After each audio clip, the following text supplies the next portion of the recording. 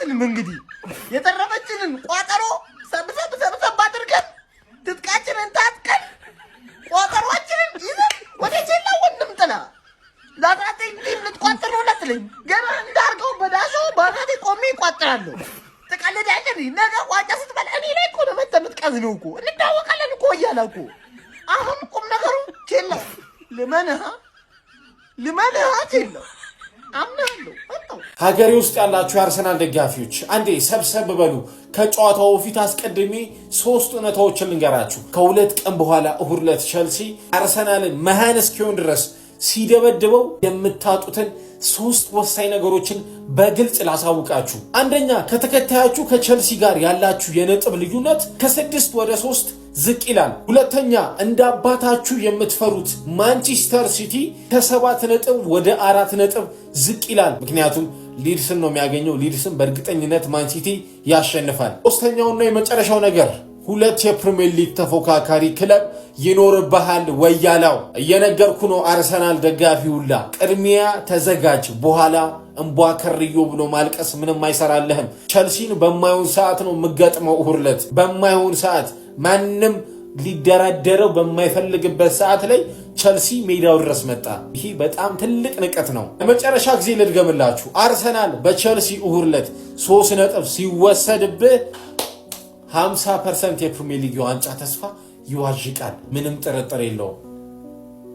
መልካም ምሽት። እሺ ጋነርስ ቤተሰብ የእሁዱን ጨዋታ እንዴት እንደምናሸንፍ ልነግርህ ነው። በደንብ ኮፒ ሊንክ አድርገው ከቻልክ ትግስት ኖሮ እስከ መጨረሻ ድረስ ቪዲዮን ይኸው። ምክንያቱም እኔ ስለ አርሰናል አልጥልም ነጥብ ጥዬም አላቅም።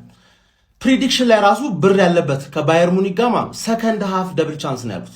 አርቴታ ፈርስት ሃፍ ገረፈም ተገረፈም አቻወጣ ያየውን ነገር ሰከንድ ሃፍ ላይ ያስተካክለዋል ብዬ ስላሰብኩኝ ማለት ቡድኔን በደንብ ነው ማቀው ነው ማለት በደንብ ነው ማቀው። እና አሁን ሃንግማንን ለምንና እንዴት እንደምንገርፋት ነው ማሳይሽ። ባርሳን ማሸነፋቸው ለኛ ፐርፌክት ውጤት ማለት። በባርሳ ቢሸነፉ ኖሮ ማለት ዓለም ላይ ብዙ የሚበልጡን ቡድኖች እንዳሉ ተረዳን። ስለዛ አርሰናል ማሸነፉን 9 ነጥብ ከሚያደርግብን በደንብ ተጠንቅቀን እንጮት ብሎ ነው የሚያዛቸው ማሬስካ። እነሱም እንደዛ ነው የሚያስቡት። ገባችሁ አይደል? አሁን ግን ኮንፊደንስ አለ ማለት ደግሞ ከፍተህ ትጫወታለህ ማለት ሴት ፒስ አያስፈልግም ማለት ገባችሁ አይደል? ፓልመር የሚጨመሩ በቃ አርሰናል ላይ ለማግባት ነው የሚጫወቱት። ይሄ ደግሞ ለኛ ፐርፌክት ነገር ነው። ለኛ ኮንፊደንሱን እንፈልገዋለን በሜዳችን ነው። ልክ እንደ ደጋፊዎቹ ተጫዋቾቹም ደጋፊዎቹም በእርግጠኝነት ኮንፊደንስ ጣራ ላይ ነው።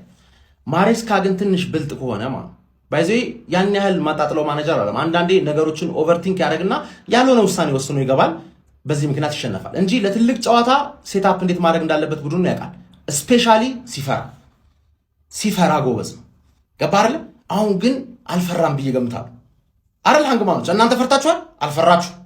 ኮል ፓልመር ራሱ እኮ ፈርቶ የነበረው ባርሳ ውጤትን ሲያይ እዴ ቡድኔማ ያለ ፓልመር ማሸነፍ ባርሳን ከቻለ እኔ ሲጨመርበት አርሴን የሚያሸንፋለሁ ብሎ ኮንፊደንት ሆኖ እንደሚገባ እርግጠኛ ነኝ። ይገረፋል ማለት ትሮሳርድ አይደርስም። ኤዜ፣ ሳካ፣ ሜሪኖ፣ ዴክለን ራይስ the best midfielder in the world ታየዋለህ ሜዳ ላይ the best midfielder in the world ቤስት አጣማሪው ቴምፖ ኮንትሮለር ዙቢሜንዲ።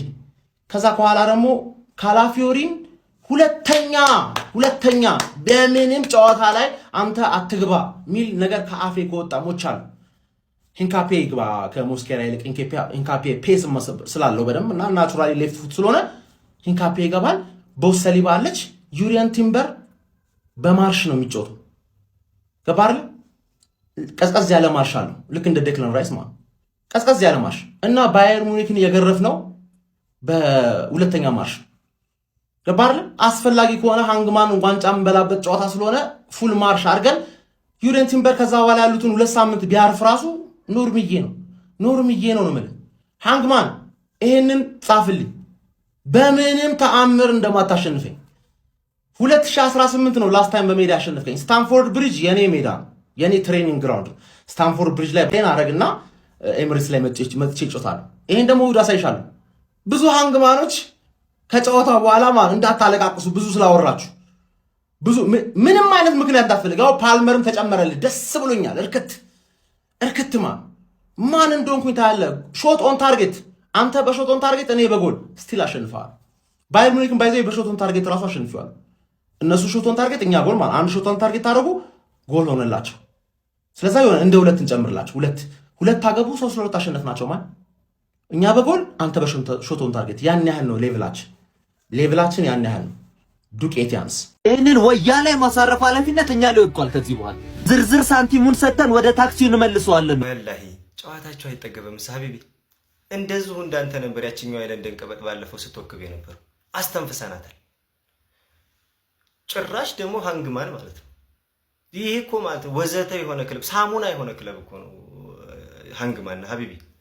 ልትይዘው ልጨብጠው ማችለው ሙልጭ ልጭ የሆነ ቲም እኮ ነው። ዛሬ ጥሩ ሆነ ስትለው ነገ እኮ ሙትቻ ማለት እኮ ኔክስትኛ ስንለጠፈው ታያላችሁ ማለት ጭራሽ እንደዚህ ቀብረ አረ ውረድ፣ በእናትህ ውረድ እንጂ ውረድ። እንደውም ምንም ወከባ የሚባል ያስፈልግ ቀንም አይደለም እንገጥማችሁ እናንተም በፈለግ በሰዓታችሁ 6 ሰዓት 8 ሰዓትም አልኩት በእናንተ ታይም መተን ነው የምንለጥፋችሁ ሜዳችሁ ላይ ማለት ነውና መድፈኞቹ እንዴት ናችሁ ቤተሰብ?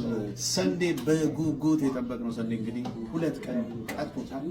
በጣም ከባድ የሚባል የለንደን ደርቢ አርሰናል መሪው ያ ገንዳሹ ያ ለማንም የማይመለሰው አውሬ ወረርሽኝ የሆነው ክለብ አርሰናል ቸልሲን በሜዳው ደህና አድርጎ ይጀልጥልናል ማለት ነው። ለማንኛውም አርሰናል እንግዲህ ቶተናም ያሸንፋቸዋል ተብለን ነበረ። ቶተናምን ደህና አድርገን 4-1 ቀምለናታል። ከዛ በኋላ ደግሞ የፈረደበት አረ ባየር ሙኒክ ምናምን ተባለ። አውሮፓ ቻምፒየንስ ሊግ ባየር ሙኒክንም ሄደን እንግዲህ እንደዛው ጥብስ አድርገን መጣን። አሁን ደግሞ የቀረው ቼላው ብሎ ነው ወይም ቸልሲ ብሎ ነው። ቸልሲን ደግሞ በእርግጠኝነት መገመት ይችላል። 3-0 ክሊን ሺት አርሰናል በሜዳው ሄዶ ጀልጦ በዚህኛው እሁድ አርሰናል የሊጉን ዋንጫ የመጀመሪያ አንድ እጇን እንደዚህ ብንይዝበት ነው ምንልበት ቀን በዚህኛው ሰንዴና 3-0 ያልቃል ነው የኔ ግምትና ሰንዴና ያለን አርሰናል ምንም አይሰማው። ፓልመር ተነሳ፣ ፓልመር አመመው፣ ጀርባውን አንሸራተተው፣ እኛ አይመለከተንም። የአርሰናልን የተከላካይ ክፍል አልፈ አንተ ገብተህ ከሞከር ቆሜ ነው ማጨበጭብ። በነገራችን ዘንድሮ ማንም አይሰማም አርሰናል እያልኩ እየነገርኩ ነው። ለማንኛውም ሰንዴ እንገናኛለን። ግን የኔ ፕሬዲክት 3-0 ነው። ይመቻችሁ። መልካም ጊዜ። አዳማ ሊቀወጥ ነው። በፕሪሚየር ሊጉ መጀመሪያ ትርፍዬን አሸንፎ ያስደስተን አርሰናል አሁን ደግሞ ደርቢውን ጥሎ ድጋሚ ሊያስደስተን። ታዲያ ይሄን የመሰለ ጨዋታ ካኖፒ ሆቴል ይሄን በመሰለ ቦታ ያበደ ኢቨንት አዘጋጅቶላችኋል። ስለሆነ ከ11 ሰዓት ጀምሮ በመገኘት አብረን እናያለን። እርግጥ ነው ነገ በሚካሄደው ጨዋታ የቸልሲ ደጋፊዎች ነን። ነገር ግን አንድ ሌላ ስሜት ደግሞ አለን። ጥሩ ጨዋታ መመልከት ማለት ነው። ልክ እንደባለፈው እንደዚህ ቀሽም የሆነ ተዛዝታችሁ ቀሽም የሆነ ጨዋታ የምታሳዩን ከሆነ አይሁኑ ዛቻ ዝትባችኋለሁ። ምንድነው እሱ ዛቻ አትልም?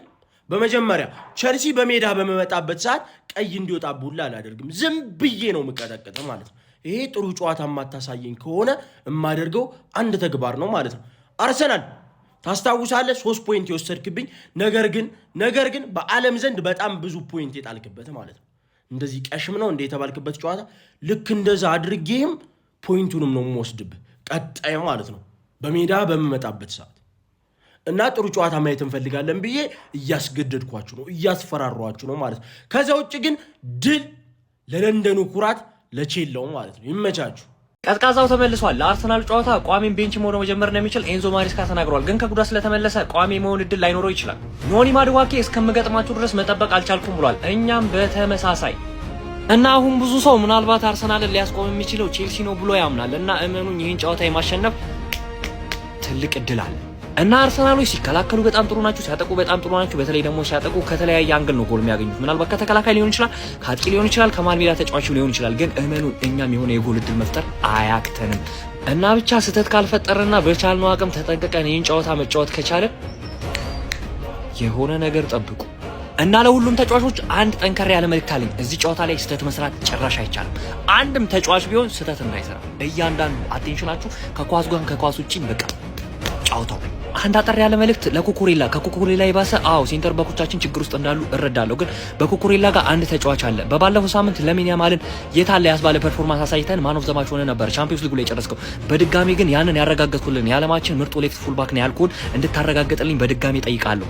ቡካዮ ሳካን በማስቆም ቡካዮ ሳካ ብዙ ጊዜ ምን ይሞክራል መሰለ ፋይናል ሰርድ ላይ ወይ ደግሞ ወደኛ ቦክስ ተጠግቶ ፋውሎችን ለማግኘት ይሞክራልና በጭራሽ ያንን እንዲያገኝ እንዳትፈቅድለት። የቆሙ ኳሶችን ከቡካዮ ሳካ እንዲያገኙ በተአምር እንዳትፈቅድለትና ኩኩሬላ እጠብቃለሁ በዚህኛው ጨዋታ። እና ብቻ በዚህ ሲዝን ከአርሰናል የተሻለ አንድ ጥሩ ነገር አለ። እሱ ምን መሰላችሁ? ኤክስጂ። በዚህ ሲዝን 22.47 ኤክስጂ ሲኖረን አርሰናል በአንጻሩ 21.26 ኤክስጂ ነው ያለው። እመኑኝ የምናገኛቸውን ፋይናል ሰርድ ላይ ያሉትን ኳሶች ወደ ጎል መቀየር የምንችል ከሆነና አኩሬሲ የምንሆን ከሆነ እዚህ ጨዋታ ላይ የሆነ ነገር መፍጠር እንችላለን። እና አንድ ከባድ መሳሪያ አርሰናሎች ጋር አለ። እሱ ምንድነው መሰላችሁ? ሴት ፒስ ወይ ደግሞ የቆመ ኳስ ማለት ነው። አርሰናሎች ሴት ፒስ እንዳያገኙ ማድረግ አይቻልም። ካገኙ ደግሞ እንዳያስቆጥሩ ማድረግ በጣም አስቸጋሪ ነው እና በቻላችሁ ታቅም ሴት ፒስ እንዳያገኙ እንደው ካገኙ እንኳን ማንቱማን ማርኪንጋችሁ በጣም አሪፍ የሆነ ይሁን። እና ሌላው በአርሰናል ሳይድ ጥሩ ነገር ምን መሰላችሁ? አርሰናሎች ፕሬስ ያደርጉ ጥሩ ናቸው። ፕሬስ ያደርጉ ማስጨነቅ ይችላሉ።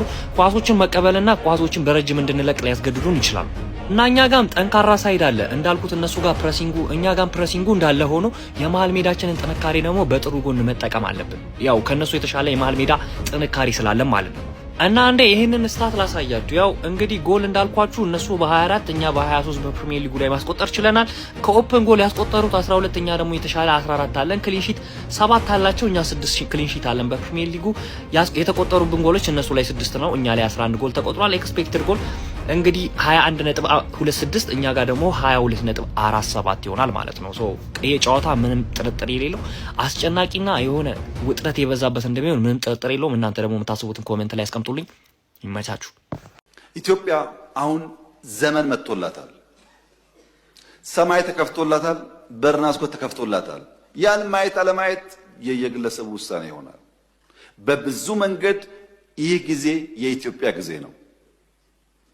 የተዘነጉ ጉዳዮች የሚታወሱበት፣ ይቻላል የማይባል ጉዳይ የሚሰራበት፣ ውጤት የሚታይበት፣ በታሪክ ተሞክሮ የማይታወቅ ጉዳዮች የተሞከረበት ሰፋፊ ውጤት እያየን ያለንበት ጉዳይ ነው። ለምን መጣ ያላችሁ እንደሆነ የእሳቤ ለውጥ አለ። የእሳቤ ለውጥ አለ።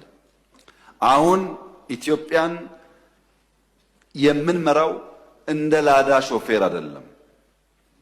ኢትዮጵያን የምንመራው እንደ ባስ ሾፌር ነው። እነሆ ወያላውን ለማስቀየም ንጉሱ ወደ ጨዋታ ተመልሷል። ለዛውም የአርሰናል ጨዋታ ላይ። ይህን ቪዲዮ የወያላ ጠላት የሆናችሁ እንዲሁም ደግሞ ለሀገሪቷ ሰላም የምትጨነቁ ሰዎች በደንብ ኮፒ ሊንክ አድርጉ፣ ሪፖስት፣ ላይክ እንዲሁም ደግሞ ሼር ማድረጋችሁ እንዳትረሱ። ቫይራል እንዲወጣ ፈልጋለሁ። እና እንግዲህ ፓልመር ምን ነው ከአርሰናል ጋር ሲጫወት አንዴ ወገቤን፣ አንዴ ጉንፋን፣ አንዴ ጣቴን ምናምን ይላል አላችሁ። ማሬስካ ነው የተጫወተባችሁ። በእውነቱ ከሆነ እውነት ማሬስካ እናንተም ላይ ብቻ አይደለም እኛንም ፌቨር ሰርቷል። ግን እኔ አላማረኝም ነበር። በእውነት ነው የምላችሁ። ለምን ጣቱ ተመቶ ተሰበረ ተጎዳ ተብሎ እንዴት ነው ተጫዋች እንደዚህ በግልጽ የሚናገረው? ወይ ያኛው ጉዳት አለቀቀው ምናምን ሊሉ ይችላሉ እንጂ ሰበብ እንደሆነ ግልጽ ነው። እንደውም እኔ የባርሳ ጨዋታ ላይ ቤንች ላይ ሁላ ሊኖር ይችላል ብዬ ነበረ። ግን ለእሑዱ ጨዋታ እንኳን ቤንች ቋሚ ራሱ መሆን እንደሚችል ማሬስካ ገልጿል ማለት ነው። እና የፓልመር መመለስ የእናንተን አስተያየት ሀሳባችሁን ኮሜንት ላይ ያስቀምጡልኝ። እኔ በበኩሌ እንደሆነ የበለጠ ፉክክር ነው የሚኖረው ቼልሲ ቲም ላይ ቋሚ ሆነም አልሆነም። ወያለው ፍራ፣ በቃ ወያለው ፍራ።